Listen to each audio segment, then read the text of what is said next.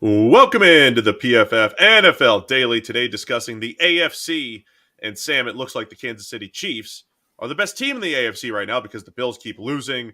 The Chiefs are holding on to the number one seed right now. So we're going to ask the question, which team has the best chance to knock off the Chiefs in the AFC? The Bills keep losing. They got one more loss than the Chiefs. Settle down a little bit there. That's 2 weeks in a row they've lost, right? 2 weeks in a row. The Bills, that's what happens in the NFL, Sam, right? As soon as something happens, the Bills, they're no good anymore. They're 5 weeks removed from beating the Chiefs. So are the Bills still the best team to knock off the Chiefs, or is there someone else? I think Miami is a real threat to Kansas City. Not just Kansas City, but anybody, like Buffalo themselves. Obviously, they've already got a win over Buffalo already this season with another game to come. But all of a sudden, they're the team in pole position in the AFC East that we thought was Buffalo's wrapped up before the season even began. Like Miami's offense is scary. They look like the number one offense in the NFL. I know technically, depending on the numbers you look at, Kansas City has the number one offense in the league. But if you do that trick that everybody's doing this year, if you look at games just where Tua started and finished, where he didn't get knocked out of the game, Miami has the number one offense in the league. Tyreek Hill, Jalen Waddle, Tua, the run game, like the offensive line, everything is cooking. So I think they can put up points on anybody, including Kansas City, and that might be the matchup we're anticipating in the playoffs rather than the Buffalo Kansas City rematch we thought was inevitably the AFC Championship game. Okay, I want to circle back to the Miami discussion because it's a fascinating one because you're right. They so effective offensively. We'll come back to Miami in a minute. I think the Bills are still the best team, right? How much should actual wins and losses change our view? This sounds ridiculous because that's the goal of the game, right? But if Buffalo, I hate playing the what if game, but if they just execute a QB sneak, right? Which they're going to do 99 times out of 100. But they didn't. They don't deserve credit for it. But if they're put in that situation again, Josh Allen probably doesn't fumble in the end zone. And we're talking about the Bills still holding on to the number one seed. They're still the team that beat Kansas City. And I think the thing about the Bills is they remain the best all-around team, right? They're capable of playing really good defense, rushing the passer. They've been extremely banged up in the secondary, but they're still playing well defensively. It's not crazy to think the Bills are the best team in the AFC. This bad loss against Minnesota, bad loss against the Jets, you could say. They just happened more recently than say, if the Chiefs had just lost to the Colts last week, the sky's falling. How could the Chiefs be atop your power rankings? So timing does mean something. So I don't want to overlook the Bills just because the win-loss column is not as favorable right now. The Bills, I think, are still right there with the Chiefs as 1A and 1B in the AFC. I think they're right there, but it's also, you can't dismiss the way that they've lost these games as well. Like they've lost them for a reason rather than because they just got unlucky or the ball bounces away, randomly. Josh Allen is becoming or has gone back to being one of the most turnover-worthy prone quarterbacks in the entire NFL. And those turnovers have been really costly in all their defeats. I know he didn't have an interception against Miami, but he had 6 turnover-worthy plays. He fumbled 3 times. So they are losing games because Josh Allen is putting the ball in harm's way more than the other quarterbacks we're talking about. And right now, those are 1, 2, 3, right? In terms of PFF grade for quarterback this season, Mahomes, Tua, and Josh Allen. But the difference between 2 of them and Josh Allen is how often the ball is being put in harm's way. And if that continues, and let's remember, he sort of transformed himself into a completely different quarterback the last couple of years. But the first 2 years, Josh Allen was very turnover-worthy prone. If that part of his game has kind of come back and is going to be a fixture all season long, then as much as the Bills might have the best roster top to bottom, the turnovers are a flaw that can keep them away from being the best team in the AFC. Picture it, Sam. Your kicker's lining up for an onside kick. The chances of regaining possession are slim. The stakes are high. Tension's higher. The pulse is racing. He kicks it. You watch the ball bounce super high. And you can make every play feel this exciting with DraftKings Sportsbook, an official sports betting partner of the NFL. And their unbeatable offers. Right now, new customers can make any $5 NFL bet and get $200 in free bets if your team wins. Check it out. In addition to the usual bets, everyone can boost their winnings with DraftKings stepped-up same-game parlays.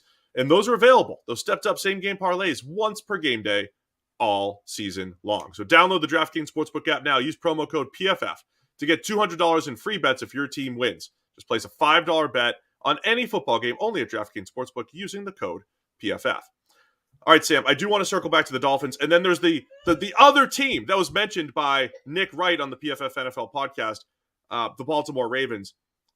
The Dolphins offense, you already kind of laid that out. Is their defense good enough, though? They've been kind of hit or miss on that side of the ball. I don't know if they're good enough as an all-around team. As fun as their offense is, are they a good enough all-around team to compete with the best here?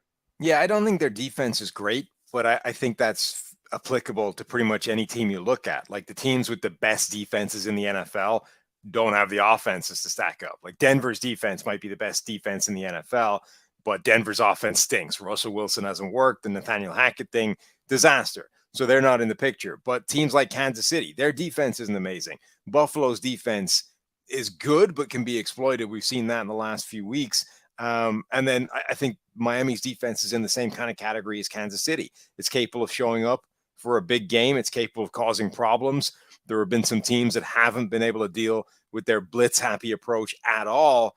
But no, like it's not capable of carrying the team if the offense doesn't fire. But the good news for them is so far, like nobody's been able to stop that offense firing except when Tua's been knocked out of the game.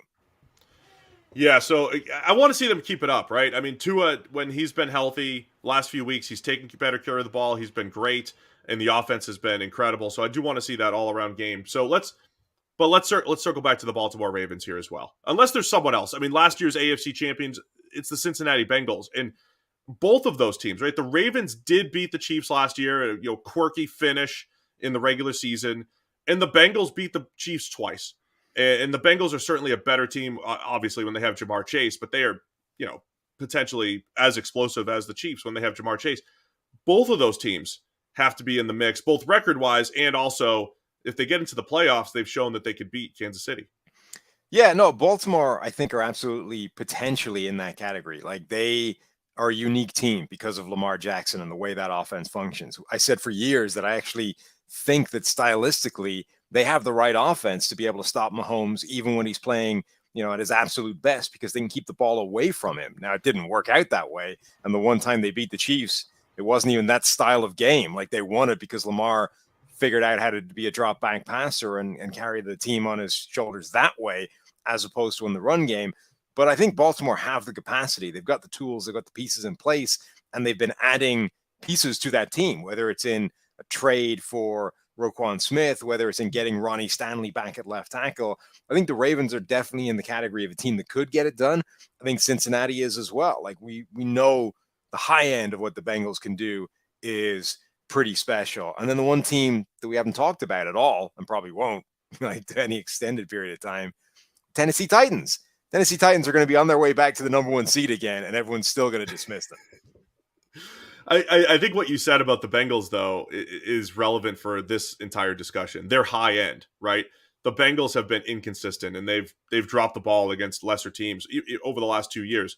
But the Bengals high end, the Ravens high end, and the Bills high end is all up there to be able to beat the Chiefs.